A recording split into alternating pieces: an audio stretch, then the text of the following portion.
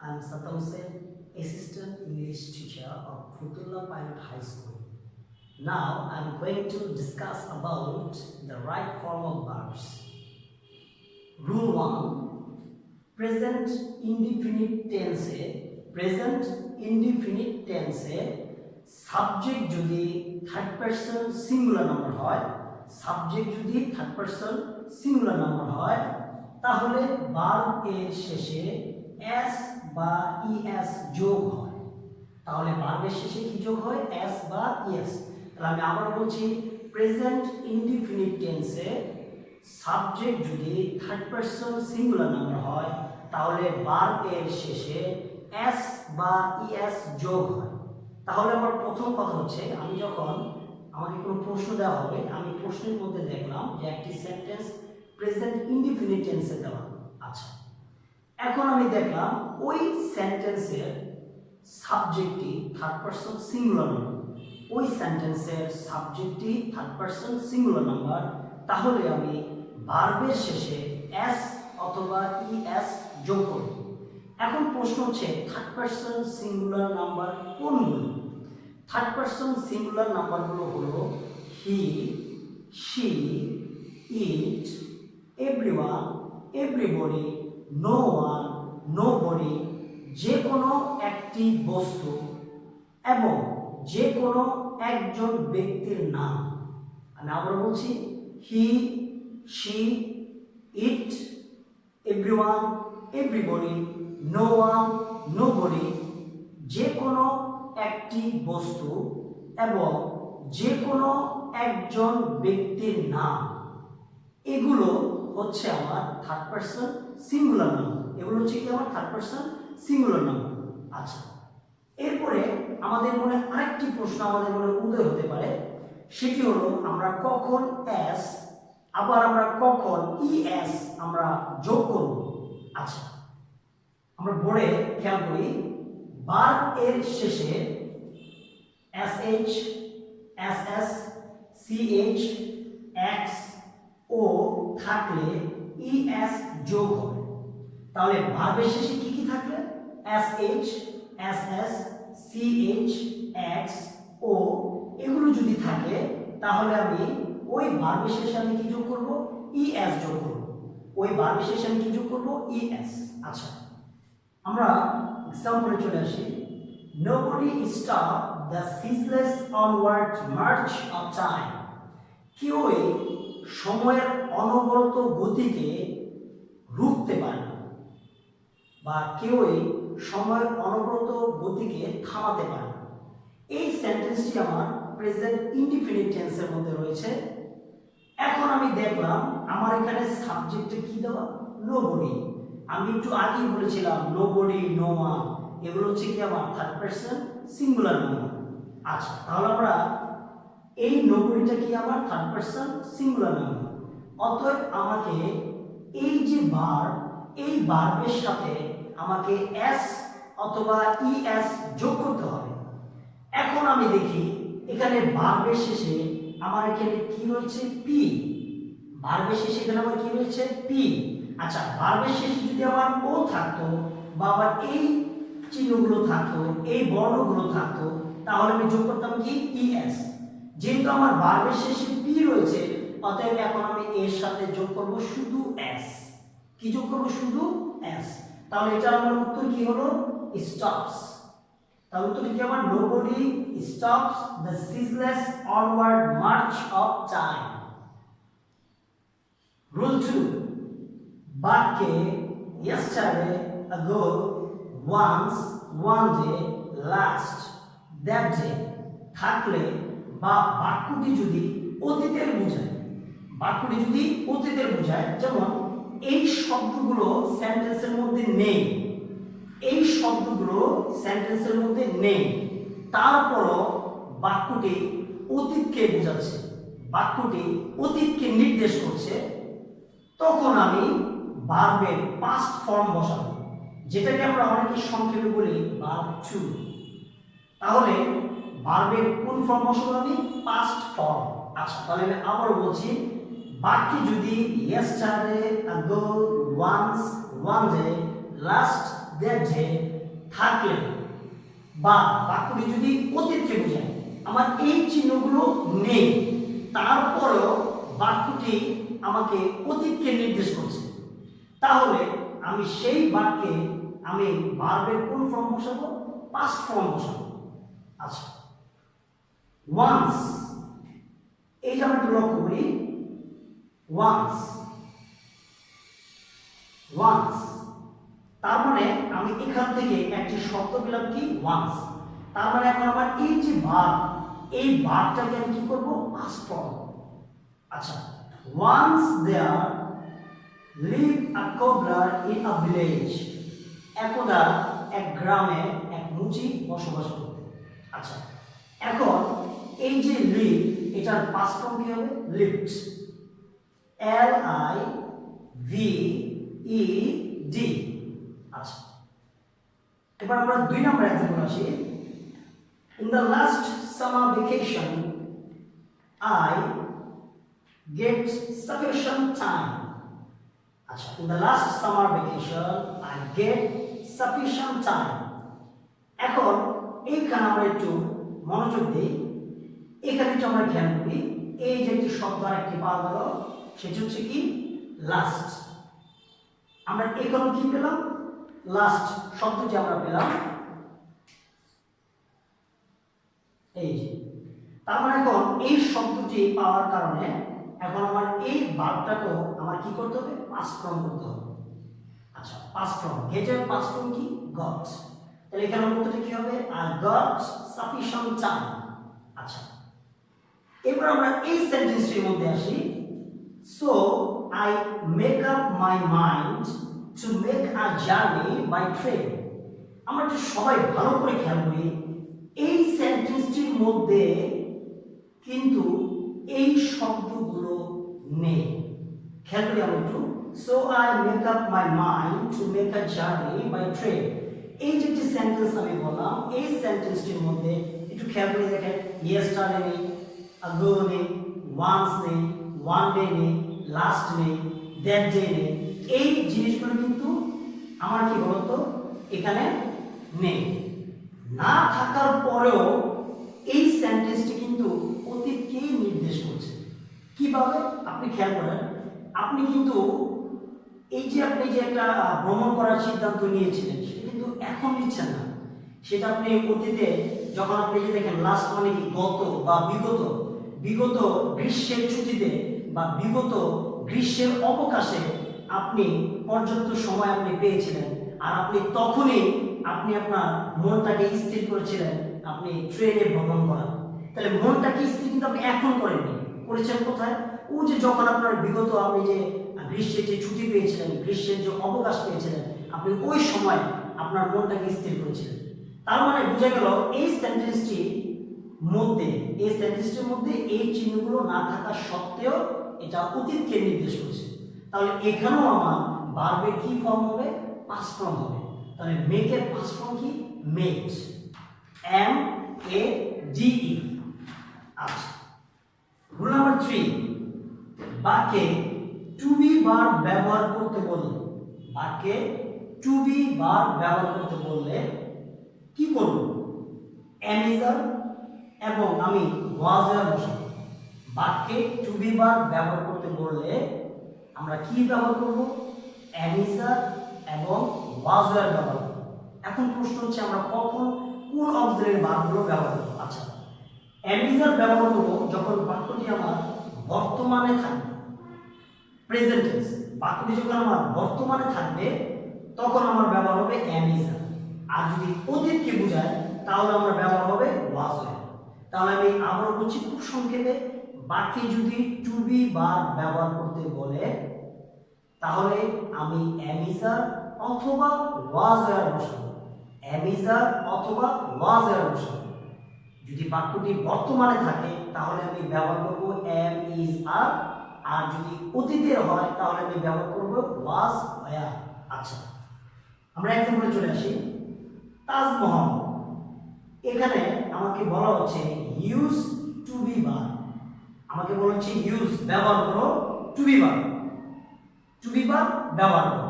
আচ্ছা, one of the most beautiful buildings in the world. আচ্ছা, তাহলে তাজমহল হলো পৃথিবীতে যতগুলো সুন্দর ভবন রয়েছে তার মধ্যে একটি হলো তাজমহল। এই যে এখানে আমি তাজমহল পৃথিবীর যতগুলো সুন্দর ভবন রয়েছে তার মধ্যে একটি, এটা কি আগে ছিল? এখন কি তাজমহল কি ধ্বংস হয়ে গেছে, শেষ হয়ে গেছে? এটা কি এখন আর নেই? সৌন্দর্য কি তার শেষ? না, তার সৌন্দর্য এখনো আছে।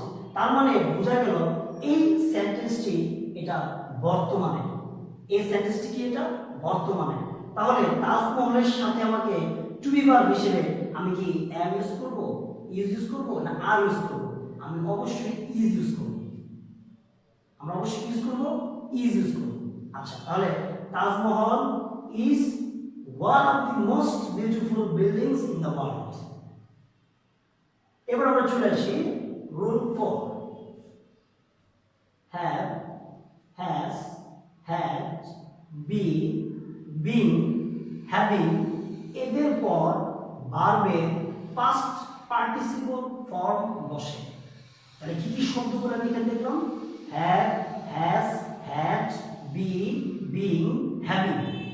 এই শব্দগুলোর পরে আমার ভার্বের কোন ফর্ম বসে? Past participle form. তো পাস্ট পার্টিসিপল ফর্মকে আমরা অনেকে সংক্ষেপে কি বলি? ভার্ব 3। আচ্ছা, আমরা তাহলে চলে আসি এখন এই যে এখন আমরা একটু খেয়াল করি,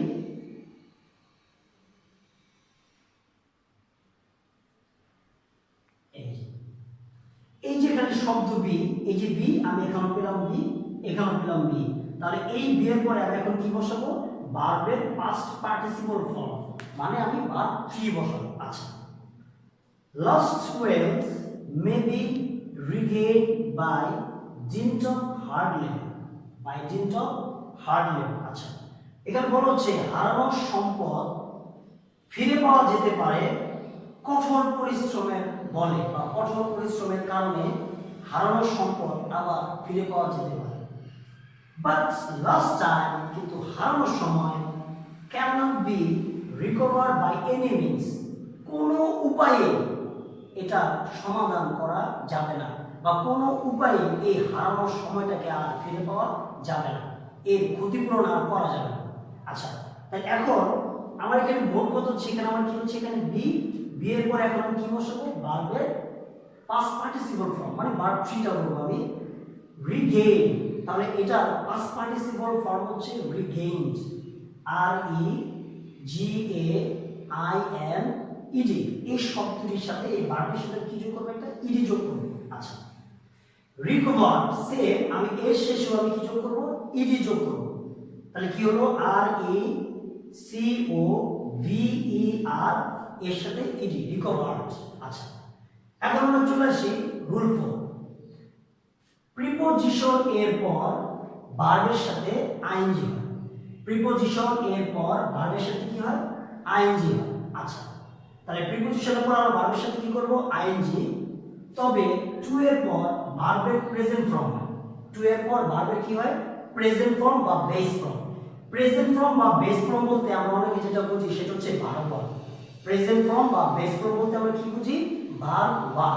আচ্ছা, তাহলে আমরা একটু খেয়াল করি, প্রিপোজিশনের পর আমরা ভার্বের সাথে কি করব? আইএনজি করব। প্রিপোজিশনের পর আমরা ভার্বের সাথে কি করব? আইএনজি। প্রিপোজিশন কোনগুলো? যেমন ই, ফর, অফ, তারপর হচ্ছে আমার উইথ, বিফোর, আফটার, এগুলো হচ্ছে কি আমার প্রিপোজিশন। আচ্ছা, এখন আমরা যেখানে একটু মনোযোগ দিই সেটা হচ্ছে প্রিপোজিশনের পর ভার্বের সাথে আইএনজি যোগ হয়, তবে টু এর পর ভার্বের প্রেজেন্ট ফর্ম হয়। তার মানে টু এর পর আমি ভার্বের সাথে আইএনজি করব না। অনেকে আমরা বলে থাকি এটা ইনফিনিটিভ টু, ইনফিনিটিভ টু। আচ্ছা, যাই হোক, তাহলে আমরা এই টু এর পর আমরা ভার্বের কোন ফর্ম বসাবো?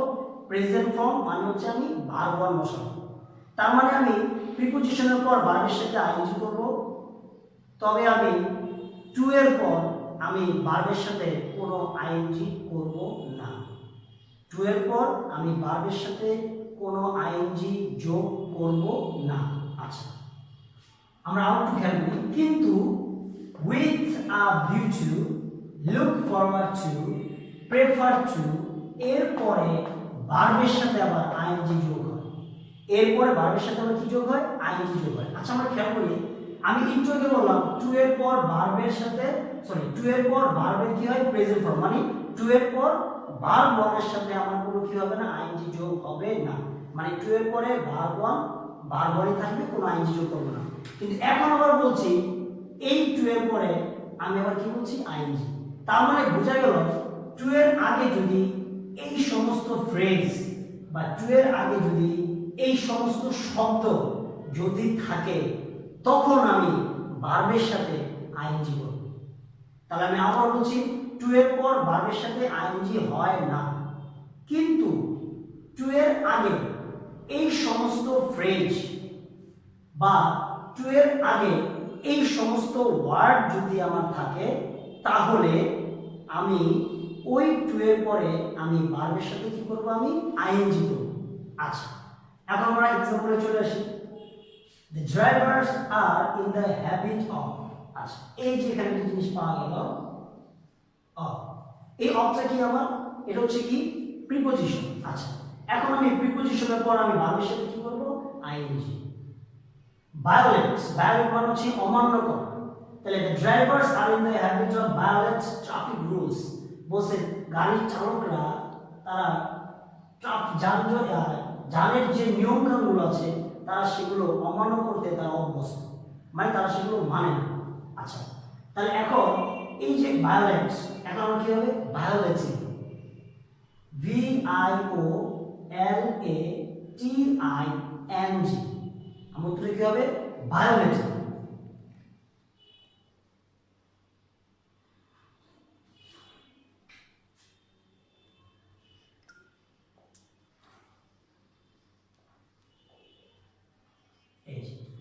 ভায়োলেটিং। আচ্ছা এবার আমরা এখানে আসি, traffic rules must be maintained to control road accidents. এখানে আমরা কি পাওয়া গেল, টু। আমি একটু আগে বলেছি টু এর পর আমি ভার্বের সাথে আমি কি করব না, আইএনজি করব না। টু এর পর আমি ভার্বের সাথে কি করব না, আইএনজি করব না। তাহলে এই যে একটা ভার্ব আমার কন্ট্রোল, এই কন্ট্রোলই থাকবে, এর কোনো কি হবে না, পরিবর্তন হবে না। কারণ এখানে বলা হচ্ছে টু এর পর ভার্বের কি ফর্ম হয়, প্রেজেন্ট ফর্ম, বেস ফর্ম। এই যে কন্ট্রোল, এটা প্রেজেন্ট ফর্মে আছে, এটা বেস ফর্মে আছে, তাহলে একে আমি আর কোনো পরিবর্তন করব না। এখন যদি আমি এই টু এর জায়গায় আমি যদি এখন বলি উইথ আ ভিউ টু, এই টু এর জায়গায় যদি আমি কি বলি, উইথ আ ভিউ টু। এখন আমরা খেয়াল করি টু এর আগে এই সমস্ত ফ্রেজগুলো যদি থাকে তখন আমি আবার ভার্বের সাথে কি করব, আমি আইএনজি যোগ করব। তাহলে এখন আমার এখানে আমার উত্তরটা কি হবে, কন্ট্রোলিং। উত্তরে কি হবে, কন্ট্রোলিং, CONTROLLING, কন্ট্রোলিং। আচ্ছা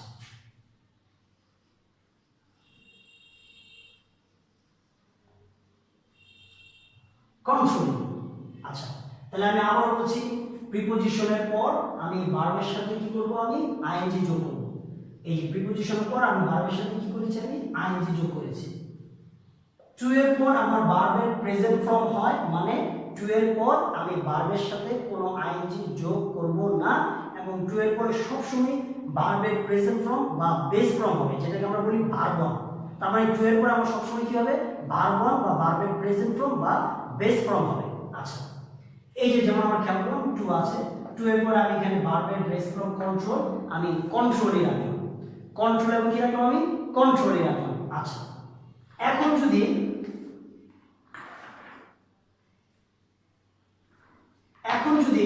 আমি এই টু এর আগে আমি যদি উইথ আ ভিউ টু দিই, এই টু এর আগে যদি আমি কি দিই, উইথ আ ভিউ টু, যেমন আমার এখানে শুধু টু ছিল, আমি এখন টুটা শুধু টু দিলাম না, আমি বোঝানোর সাথে আমি ধরে নিলাম টু এর আগে আমি কি দিয়েছি, উইথ আ ভিউ টু। তাহলে উইথ আ ভিউ টু দিলে আমার এখন এই কন্ট্রোলের সাথে আমার আবার কি যোগ করতে হবে, আইএনজি করতে হবে। তাহলে আমার উত্তর কি হবে, কন্ট্রোল। রুল 6, প্যারালিজম এর ক্ষেত্রে দুই পাশে একই টেনশন। প্যারালিজমের ক্ষেত্রে দুই পাশে একই টেনশন। আচ্ছা এই জাতীয় বাক্যে and but or থাকে, এই জাতীয় বাক্যে and or but থাকে। আচ্ছা, এটার নিয়ম হলো, আমি খুব সহজ করে বুঝিয়ে বলি।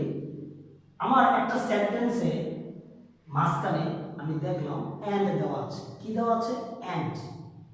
and এর আগের ভার্বটি যদি প্রেজেন্ট ফর্মে থাকে, তাহলে আমি and এর পরের ভার্বটিকে আমি প্রেজেন্ট ফর্ম তৈরি করব বা আমি প্রেজেন্ট ফর্মে রাখবো। and এর আগে যদি পাস্ট ফর্মে থাকে, তাহলে আমি and এর পরের ভার্বটিও আমি পাস্ট ফর্মে রাখবো। তাহলে আমি একটু সংক্ষেপে কি বলতে পারি? সংক্ষিপ্ত বিষয় হচ্ছে, এই যে দেখেন প্যারালিজমের ক্ষেত্রে দুই পাশে, মানে and এর এক পাশে যদি ভার্বের প্রেজেন্ট ফর্ম বা বেস ফর্ম বা ভার্ব যদি থাকে, তাহলে and এর পরেও আমি প্রেজেন্ট ফর্ম বা বেস ফর্ম বা আমি ভার্ব বসাবো। তাহলে আমি সংক্ষিপ্ত করে এই রুলসটাকে যদি আমি সংক্ষিপ্ত করি, তাহলে আমরা এভাবে মনে রাখতে পারি, যা and তা, যা and তা। মানে and এর আগে ভার্বের যে ফর্ম থাকবে, and এর পরে আমি ভার্বের একই ফর্ম বসাবো, বা and এর পরে ভার্বের যে ফর্ম থাকবে, আমি and এর আগে ভার্বের ওই একই ফর্ম বসাবো। আচ্ছা, আর এই তিনটি শব্দের মধ্যে সবচেয়ে যেটা বেশি গুরুত্বপূর্ণ সেটা হচ্ছে আমার and। সাধারণত আমার and দিয়ে সবচেয়ে বেশি আসে। তো এই জন্য আমি পুরো রুলসটাকে আমি সংক্ষেপে বলতে পারি কি, যা and তা। আচ্ছা, আমরা এখন চলে আসি, এই যে আমরা এখানে খেয়াল করি and। আচ্ছা, and এর আগে এখানে দেখা যাচ্ছে, খেয়াল করি আমরা, মেক একটি ভার্ব, কুক একটি ভার্ব, এবং দুটো ভার্বটি প্রেজেন্ট ফর্মে আছে বা বেস ফর্মে আছে বা ভার্ব ওয়ানে আছে। যেহেতু and এর আগে এই ভার্বগুলো যেহেতু আমার প্রেজেন্ট ফর্মে আছে বা বেস ফর্মে আছে, তাহলে আমি and এর পরের ভার্বটিকেও আমি প্রেজেন্ট ফর্ম বা বেস ফর্ম বা আমি ভার্ব ওয়ানে রাখবো। আচ্ছা, তাহলে and এর পরের ভার্বটিকে আমার ডু, and এর পরের ভার্বটিকে আমার ডু। তাহলে ডু এর বেস ফর্ম, প্রেজেন্ট ফর্ম বা ভার্ব ওয়ান ডুই হবে। তাহলে আমার এটার উত্তর কি? আমার ডু। তাহলে উত্তরটা আমার কি হলো? We make fire to cook foods and do many works. Rule 7, বাক্যটি নাবোধক করার জন্য সাধারণত মাঝে মাঝে আমরা দেখি যে বাক্যটি হাবোধকে দেওয়া আছে, কিন্তু আমার কথা প্রসঙ্গে আমার বাক্যটিকে আমার নাবোধক করতে হবে। বাক্যটিকে আমার কি করতে হবে? নাবোধক। তখন আমি নাবোধক করব কিভাবে? এই যে আমরা খেয়াল করি, বাক্যটি নাবোধক করার জন্য সাধারণত, আমি কিন্তু সবসময় বলিনি, সাধারণত আমার কি কি জিনিসগুলো বেশি ব্যবহার হয়? Do not, does not, did not. তাহলে কোনো বাক্যটিকে নাবোধক করার জন্য সাধারণত কোন কোন জিনিসগুলো ব্যবহার হয় বেশি? Do not, does not, did not. আরও কিন্তু ব্যবহার হতে পারে, যেমন can not, could not, should not, এগুলোও আমার ব্যবহার হয়। তবে এগুলোর মধ্যে আমার এই অক্সিলারি ভার্বগুলো আমার একটু বেশি ব্যবহার হয়, এই জন্য আমি এগুলো বলছি। আচ্ছা, বাক্যটি নাবোধক করার জন্য সাধারণত ডু নট, ডাজ নট এবং ডিড নট ব্যবহার করা হয়। আর একটু খেয়াল করি, আমি ডু নট, ডাজ নট এগুলোর পরে আমার ভার্বের কি ফর্ম বসে? ভার্ব ওয়ান, যেটাকে আমরা কি বলি? ভার্বের প্রেজেন্ট ফর্ম বা বেস ফর্ম, অথবা আমরা সংক্ষেপে কি বলি? ভার্ব ওয়ান ব্যবহার হয়। এবং এই ডু নট, ডাজ নট ব্যবহার হবে আমার কোন ধরনের সেন্টেন্সে? বর্তমান বোঝাতে, প্রেজেন্ট টেন্সে। তাহলে বাক্যটি যদি আমার প্রেজেন্ট টেন্স হয়, বাক্যটি যদি আমার বর্তমানের হয়, বাক্যটি যদি আমার কি হবে বলুন তো? বর্তমানের হয়, তাহলে আমি ব্যবহার করব ডু নট অথবা ডাজ নট প্লাস ভার্ব। আচ্ছা, আর বাক্যটি যদি আমার অতীতের হয়, তাহলে আমি ব্যবহার করব ডিড নট, তারপরে কি? ভার্ব। তাহলে আমি সংক্ষেপে বলতে পারি, বাক্যটিকে নাবোধক করার জন্য আমরা ব্যবহার করব ডু নট, ডাজ নট, এরপরে হচ্ছে আমার ভার্বের প্রেজেন্ট ফর্ম বা বেস ফর্ম বা ভার্ব ওয়ান। এটা কখন? যখন বাক্যটি আমার বর্তমানে বোঝাবে। আর আমরা ব্যবহার করব ডিড নট, এরপরে ভার্বের প্রেজেন্ট ফর্ম বা ভার্বের বেস ফর্ম বা ভার্ব ওয়ান। এটা কখন? যখন আমার অতীতে থাকবে বাক্যটি। বাক্যটি কোথায় থাকবে? অতীতে। আচ্ছা, আমরা এক্সাম্পল খেয়াল করি, time take any rest. Sentence যদি এখন আমি বাংলা করি, সময় বিশ্রাম নেয়। সময় বিশ্রাম নেওয়া মানে কি? সময় থেমে যাওয়া, সময়ের কাঁটা থেমে যাওয়া। তো সময় কি কখনো বিশ্রাম নেয়? না, সময় বিশ্রাম নেয় না। তাহলে এই যে এখানে খেয়াল করেন, সেন্টেন্সটি দেখতে আমার হা বোধক, কিন্তু আসলে আমার এই সেন্টেন্সটি কি করতে হবে এখন? না বোধক। এখন এই না বোধক করার জন্য আমার এখানে নিয়ে আসতে হবে হয় ডু নট, না হয় ডাজ নট, না হয় ডিড নট। আচ্ছা, এখন আমি খেয়াল করি এটা কি বর্তমানে আছে নাকি অতীতে আছে। যদি এটা বর্তমানে থাকে তাহলে আমি নিয়ে আসবো কি ডু নট অথবা ডাজ নট, এরপরে ভার্ব। আচ্ছা, আর যদি অতীতে থাকে তাহলে আমি নিয়ে আসবো ডিড নট, এরপরে ভার্ব। আচ্ছা, তো খেয়াল করি যে সময় বিশ্রাম নেয়, এটা কি বাক্য? এটা হচ্ছে বর্তমানের বাক্য। সময় কখনই বিশ্রাম নেয় না, আগেও বিশ্রাম নেয়নি, এখনো নিচ্ছে না, ভবিষ্যতে নেবে না। তার মানে কি ধরনের সেন্টেন্স? এটা হচ্ছে আমার বর্তমানে। তাহলে বর্তমানে হলে এখন আমি নিয়ে আসবো কি ডু নট অথবা ডাজ নট। আচ্ছা, টাইম, এই টাইমের পরে এখন আমার কি হবে? ডু নট না ডাজ নট? টাইমের পরে আমার ব্যবহার হবে এখানে ডাজ নট। টাইমের পরে আমার কি ব্যবহার হবে এখানে? আমার ডাজ নট। আচ্ছা, তাহলে এখন আমি উত্তরটা কি হবে? আমার time does not take any rest. এই ডাজ নটের পরে আমার কি ব্যবহার হয়? ভার্ব ওয়ান বা প্রেজেন্ট ফর্ম বা বেস ফর্ম। এই যে টেক, এটা প্রেজেন্ট ফর্মে আছে বা বেস ফর্মে আছে বা এটাই ভার্ব।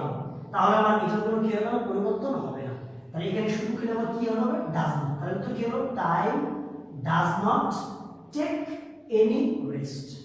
আচ্ছা, রুল 8। রুল 8, বাক্যটি পেসিভ ভয়েস অথবা পেসিভ ফর্ম হলে টেন্স ও পার্সন অনুযায়ী অক্সিলারি ভার্ব ও ভার্বের পাস্ট পার্টিসিপল, যেটাকে আমরা অনেকে বলে থাকি ভার্ব 3, বসাতে হবে। এক্ষেত্রে বর্তমানে বোঝাতে am is are plus verb 3 এবং অতীতে বোঝাতে ওয়াজ ওয়্যার প্লাস ভার্ব 3 অধিক ব্যবহার হয়। আচ্ছা, এই রুলসটিকে আমি আরেকটু সুন্দর করে স্পষ্ট করে আমি সহজ করে আবার বলছি। সেটি হলো, যখন আমরা দেখব প্রশ্নে কোনো শূন্যস্থানের ভার্বকে বা কোনো শূন্যস্থানের সেন্টেন্সকে আমাদেরকে পেসিভ ফর্মে করতে হবে বা পেসিভ ভয়েসে তৈরি করতে হবে, পেসিভ ফর্ম বা পেসিভ ভয়েসে তৈরি করতে হবে, তখন আমাদের দুটি কাজ আমাদের করতে হবে। কয়টি কাজ? দুটি কাজ।